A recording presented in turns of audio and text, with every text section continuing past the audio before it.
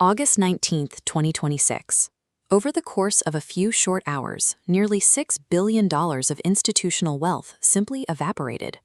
Sophisticated Wall Street bears, professional short sellers who had confidently bet against struggling tech and biotech innovators, absorbed the brunt of these catastrophic losses.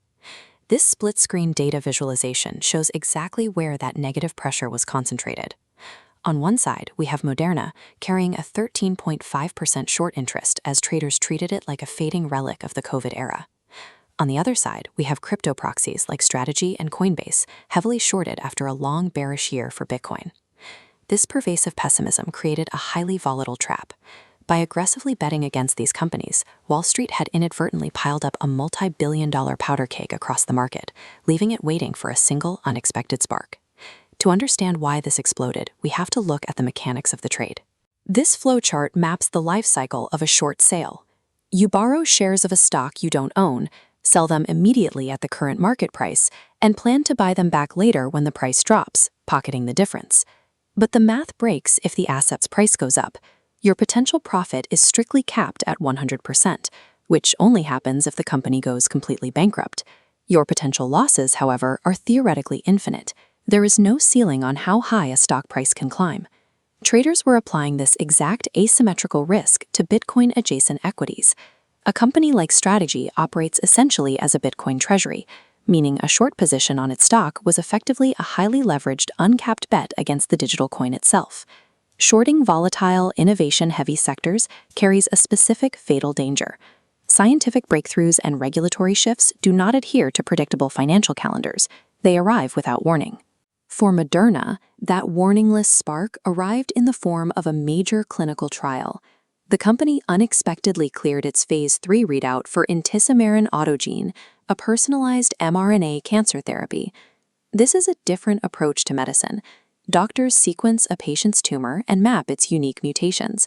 They use that data to build a custom mRNA sequence, teaching the patient's body to manufacture specific protein fragments that the immune system learns to recognize and attack.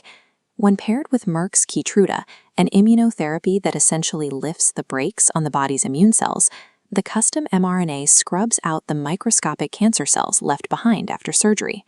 In patients with surgically removed melanoma, this personalized combination beat the current standard of care on both primary endpoints, recurrence-free and distant metastases-free survival. With one press release, the entire Wall Street assumption that Moderna's mRNA technology was a pandemic-era anomaly dissolved. The bear thesis was dead. At the exact same time, a macro catalyst hit the broader markets. The U.S. Treasury announced it was doubling the size of its long bond buyback program. Bond buybacks act as a massive liquidity easing lever. The government buys back its own debt, flushing the financial system with fresh capital, which immediately lifts the price of risk assets globally. This flood of capital coincided directly with a highly anticipated White House meeting. The U.S. President, the SEC leadership, and the CFTC, along with top crypto executives, were sitting down to negotiate long-awaited market structure rules. Sudden federal liquidity injected into the market, paired with impending regulatory clarity, instantly crushed the bearish bets against Bitcoin. This chart tracks exactly how good news turns into a violent market event. As Moderna and Bitcoin tick upward on positive developments, short sellers are instantly hit with real-time mark-to-market losses. As soon as the price hits this critical margin call threshold, brokers demand more cash to cover the infinite risk.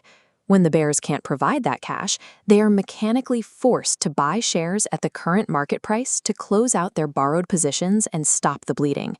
This creates a brutal feedback loop. The mandatory, panic-driven buying pushes the stock price even higher. That higher price triggers margin calls for the next level of short sellers, forcing them to buy back in, which pushes the price higher still.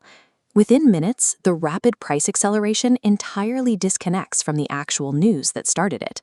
The chart is no longer measuring the value of a cancer drug or a cryptocurrency. It is measuring the mechanical plumbing of Wall Street liquidations. By the closing bell, Moderna's stock had spiked 131%, a move that forced short sellers to swallow $4.8 billion in mark-to-market losses. The crypto markets mirrored the destruction.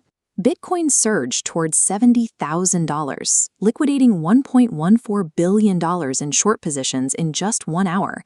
and dragging proxies like Coinbase up 9%. Beneath the market chaos, a new reality solidified. Personalized mRNA cancer treatments are now a proven Phase 3 reality. And on the digital side, crypto equities proved decisively that they function as hypersensitive barometers for shifts in global liquidity and institutional capital. When you see a vertical rocket ship rally on a stock chart, the heaviest buying pressure rarely comes from optimistic believers investing in the future. Often it comes from terrified bears, forced to pay any price to escape a trap of their own making.